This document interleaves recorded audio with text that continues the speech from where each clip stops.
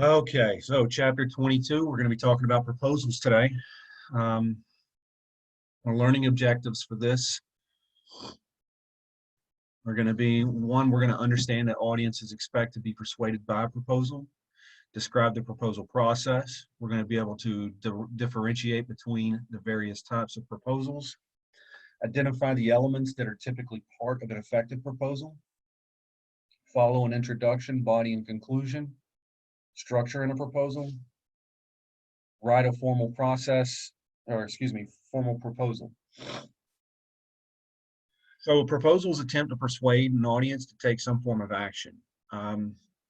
This is going to be to authorize a project, accept a service or product, or support a specific plan for solving a problem or improving a situation. They're far more popular than you would hope they would be. So you will be, these are things you tend to see more often in the professional sphere. They're written either alone or collaboratively, depending on the complexity of the project. But according to a lot of the information that we've been pulling from Michigan Tech alumni, a majority of these are being done now in groups, collaborative workspaces. So all that teamwork that you guys do in class seems to have you'll tend to use it a lot more in the future. Proposals are used typically if your job depends on funding from outside sources. These proposals might be the most important document you produce, especially when asking for money. Proposal audience consists of decision makers always. Few people get their hands on a proposal that they really don't need to. Connect with them by addressing the previous questions early, systematically. Spell that problem out clearly and convincingly. Point out the benefits of solving the problem. Offer a realistic, cost-effective solution, and convince your audience to act. Avoid open-ended proposals where you may not have, where you state a problem and you do not provide a fix. You want to provide a fix. You want to provide something that's gonna close that circle. The singular purpose of a proposal is to convince your audience to accept your plan. The basic proposal process can be summarized like this. Someone offers a plan for something that needs to be done. This process has 3 stages. Client X needs a service or product. Firms A, B, and C propose a plan for meeting the need. Client X awards the job to the firm offering the best proposal. That's your typical process for the ways that these proposals work. Sometimes they are blind bids. Sometimes they are public bids. It just depends on which way the company or the contractor prefers to go. And usually these are government contracts that they look for that are going to be something like a blind bid. The client-specific evaluation criteria are often listed in order of importance or on a point scale in the RFP, request for proposals. Although criteria may vary, every client expects a proposal that's clear, informative, and realistic. Realistic meaning that it is not an overreaching proposal that is going to be done where the funds are not available, the manpower is not available, the materials are not available. Make sure that all these things can be done. The client will award the contract to the firm that meets the following criteria and perhaps others. Understanding of the client's needs is described in the RFP. Clarity and feasibility of the plan being offered. Quality of the project's organization and management. Ability to complete the job by the deadline. Ability to control cost. Firm's experience on similar projects.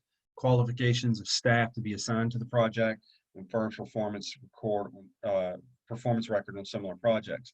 Now, you may think that typically a lot of these companies, especially government contracts, are going to be looking for people with some kind of ability to control costs. This is not the case in most cases. Most of the time, it's going to come with a performance record for one, or it's going to typically hinge on one of the most important things, which is going to be the ability to complete the job by the deadline. And that is sometimes worth it for a company or for the government to extend a little bit more money, or a lot more money in many cases, to certain companies in order to get this job done. Proposals may be either solicited or unsolicited, and informal or formal. So solicited proposals, these are the ones that have been requested by a manager, client, or a customer. These are the ones that they ask for people to come and bid on a job, to come and see, who might be the best qualified. Unsolicited proposals are ones that haven't been requested, and these are the typical ones that, let's say a company goes along and sees that a bridge may be a hazard or may be an issue. They may make a proposal unsolicited to the city works about trying to, or the federal government, to try to go in and redesign that bridge, to repair that bridge, to rebuild that bridge in some way. Informal proposals can take the form of an email or a memo or a letter. These are things that, you may begin a job just simply through word of mouth. You guys sit, you talk, you discuss some things that may need to happen or whatever, and you say, hey, we can do it for this, this, and this, and it gets done. These used to be much more popular back in the day. They are losing a lot of steam, and the reason why is for the lack of contractual obligation. People want that contractual obligation, so formal proposals now take on that same format as formal reports. It will list everything in black and white, and it expects a signature. Three main types of proposals, whether solicited, unsolicited, informal, or formal, are planning proposals. These are offering solutions to a problem or suggest for improvement. Research proposals, which request approval and often funding of some type for study. And this is things that you typically see within an academic realm. So if any of you are going on to graduate school, research proposals could be something that you will definitely be digging into. And then sales proposals, which offer services or products and may be either solicited or unsolicited. Following are the parts of an effective proposal. You have a forecasting title or subject line. Again, in technical communication, we prefer clear titles and subject lines that announce everything's purpose and content with an informative title and a formal proposal, for a formal proposal. We want it to be as clear and specific as possible.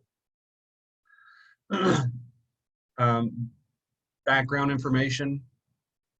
We need a background section, and it can be brief or long depending on the proposal.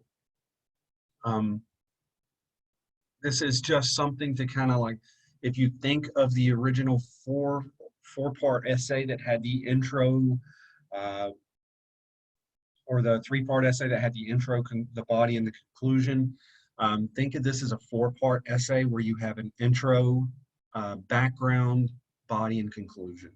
Okay, and the background is just basically something that's going to give us a little bit of understanding into the history or the nature of the proposal that you're making, or the problem typically. Then you have the statement of the problem. You want to be plain, come out and say it directly. And if you notice, the statement of the problem, the background, the intro, all that stuff is clearly going to be set apart with headings The problem and its resolution from the backbone form the backbone of any proposal. Show that you clearly understand your client's problems and their expectations, and then offer an appropriate solution. So stating the problem that you see and that you understand to your customer or your client lets them know that you have a full understanding of how it's affecting them and a way that you can remedy it and make it better. Description of the solution. The proposal audience wants specific suggestions for the meeting, for meeting their specific needs. Their biggest question is, what will this plan do for me? Objectives take on many forms. Here you see an objective that's going to be clearly highlighted in or outlined in a heading. You may also, especially with your popular reports that I have you guys writing, you do have an objective in there, and that objective is going to be, what will it do? What does it do for your reader? Okay, it answers the so what question, and that is important to tie it to, you know, what it means to them. Otherwise, it's just something that just floats out there. There's no immediacy to the customer or the client or the reader. They need that immediacy. They need to be made to feel as if this directly relates to them and they understand exactly how it does. A clear focus on the benefits. Do a detailed audience and use analysis to identify readers' major concerns and to anticipate likely questions and objections. Show that you understand what the readers will gain by adopting your plan. Always try to anticipate likely questions. In anything you write, any kind of technical communication that you write, you want to try to anticipate questions. You won't anticipate every single question, but in those cases, it's always good to walk away with an I don't know, okay, or I'll get back to you. There will be questions you can't answer, but just try to forecast what you can. In these cases, it may behoove you to bounce this off the office a little bit, get a couple of people's eyes on it to see what they think, especially people who have been in it, who have some experience within your field. People who have the experience within your field will often see questions that'll pop up that you have no idea, that had no idea that would come up. So it's good to find the people with some experience and let them give you some feedback and let you know where you may be able to go in and identify specific things, cost-effective carriers, all kinds of things. Honest and supportable claims, because they typically involve expenditures of large sums of money as well as contractual obligations. Proposals require a solid ethical and legal foundation. Make sure people know exactly where the money's going, right? There should be no hidden costs. There should be no hidden funding or any of that stuff. Make sure people know all about the money. Appropriate detail. Vagueness in a proposal is fatal. Spell everything out. If this proposal is going to be towards repairing a bridge or something of that nature, the people that you go and propose this to, a city council or whatever, this is not a group of engineers. This is not a group of your peers. This is not a bunch of people who are scientists. These are folks that are going to be a general audience. They are going to be people who have very little to no knowledge over civil engineering or mechanical engineering or electrical engineering. So you need to understand that to make sure that you are giving the appropriate level of detail. You're gauging them as a general audience. No jargon, if at all possible. But if you have no escape and you must use the jargon, make sure that you are defining that jargon as you go so that they understand. All right, and also within that, make sure that it's not just some descriptive essay. They need to have a sense of immediacy. What does it mean to me? Okay. Readability. You need to make sure that it's readable, straightforward, easy to follow, and understandable. You can do this by alternating sentence structures, from short to simple to compound to compound complex to complex. Alternate your sentence structures, bringing in different elements to make it a little bit more free-flowing. Define difficult terminology and jargon, and make sure that when you can, use active voice if all possible over passive voice. That's not to say just use strictly active voice. Again, I think using too much active voice can start to sound like you're in a Game of Thrones episode. However, alternate between the two and use active voice when possible, okay? Active voice does a thing where it makes the reading seem a little more engaging and adventurous, whereas it also helps with concision. It will actually limit the length of sentences and make things a little easier. It's more of a plain speak method. A tone that connects with your readers. Your proposal should move people to action. Keep your tone confident and encouraging, not bossy and critical. I can't stress this enough. Too many times I have seen proposals fail because the proposer is talking down to those that are decision makers. No one wants to be talked down to. No one wants to be made to feel ignorant or perhaps even lesser for not moving or taking action before you made this proposal, okay? So be encouraging, be confident. In the case of dangerous things, like if you see an issue with a bridge that may collapse or something like that, be forceful, but also be respectful. These are very important, especially to decision makers. Visuals emphasize key points in your proposal with relevant tables, flowcharts, and other visuals properly introduced and discussed. They serve a very strong rhetorical purpose. They help with your credibility. People tend to be able to understand seeing something a little bit, especially when it's in the form of an image. People tend to understand them a little easier. But in that same breath, make sure that these are understandable tables that aren't overcrowded, that you have clear, concise design with, okay? Don't try to force things into a table that don't need to be there. An accessible page design. Yours might be one of several proposals being reviewed. Help the audience define what they need quickly using headings, tables, table of contents, appendices.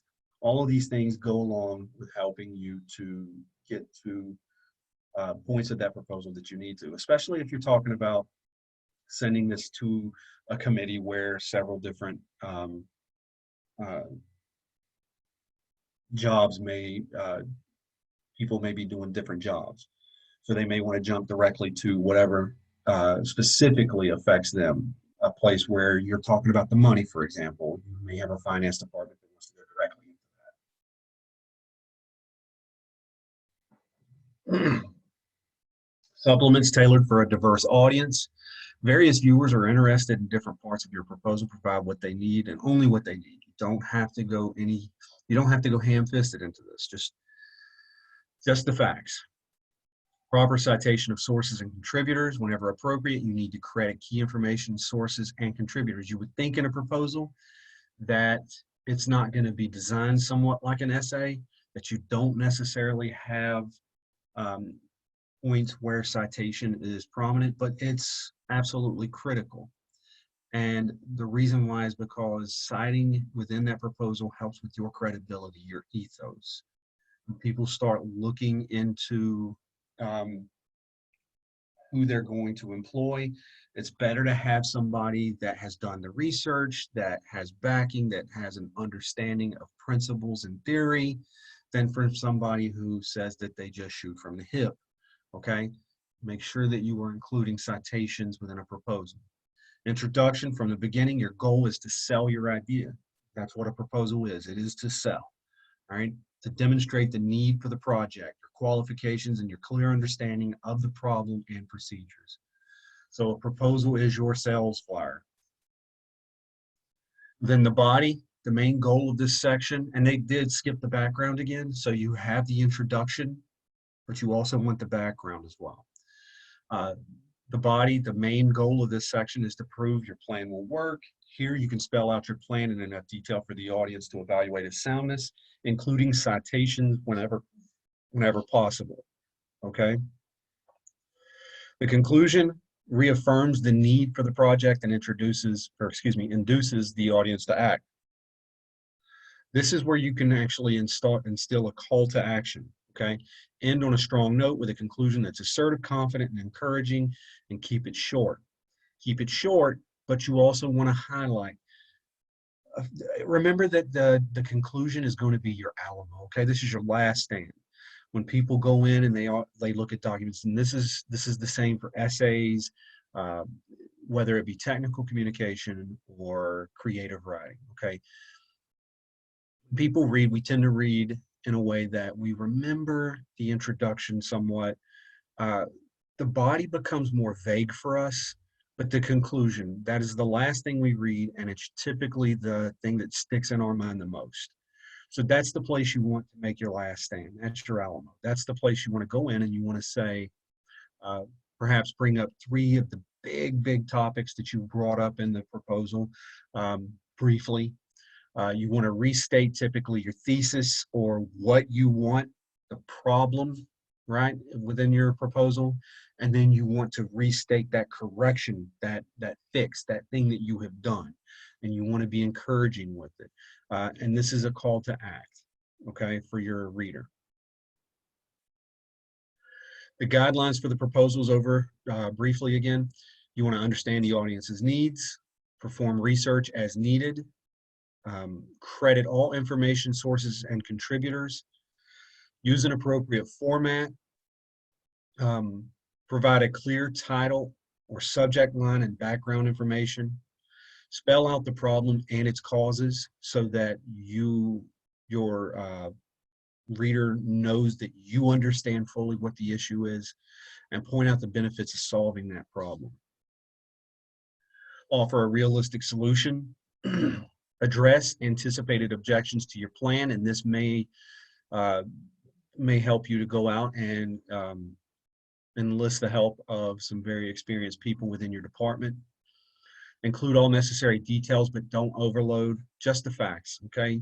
Give them what they need. Don't bog them down with a lot of information that they may not necessarily need. Remember that you may not be talking to a group of peers.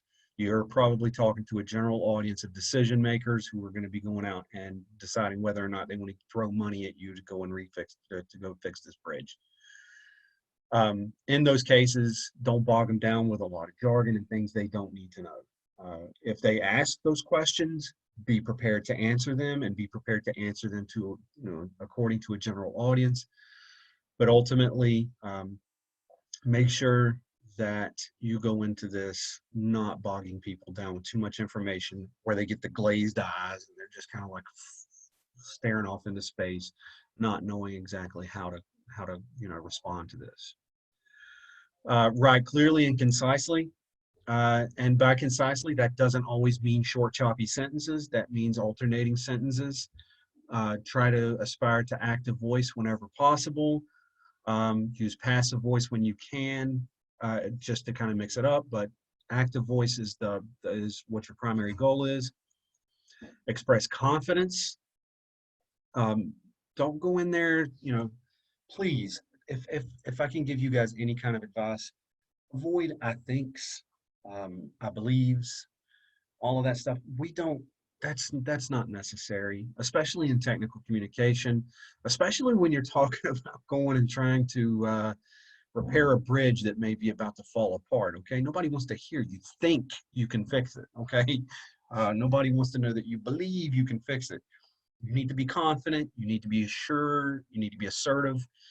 So express that confidence. Don't be cocky, don't be arrogant, don't downplay the people that are the decision makers, but at the same time, let them know that they're in safe hands, okay? Make honest and supportable claims. Don't make claims you have no idea about. Don't start talking theory you have no idea about. If you don't know it, either don't bring it up or you get somebody in that knows something about it to inform them, okay? And induce readers to act, all right? Ultimately, they're going to be the ones that are giving you the money or the go-ahead or whatever, so you need to be inducing them to say, hey, here, take my money, make me happy. All right, so some review questions here. What is a proposal? Who is the audience for a proposal? What is the purpose for a proposal? What are the 3 stages in the proposal process?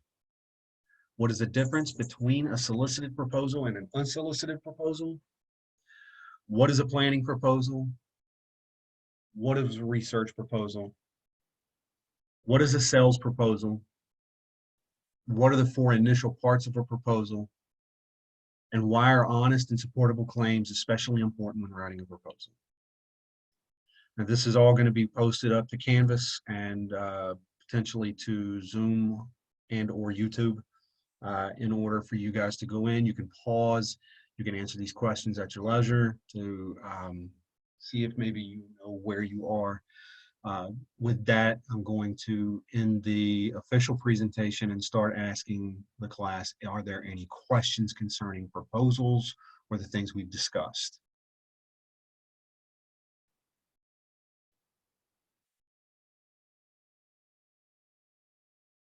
Okay. With that, if anybody has any questions, I would ask that you contact me through email. Other than that, I appreciate you guys sitting in on this. If you have, and I look forward to seeing you guys again Monday to discuss this a little bit more in depth. Otherwise, stay safe out there and we'll talk to you later. Alrighty, take care. Take care.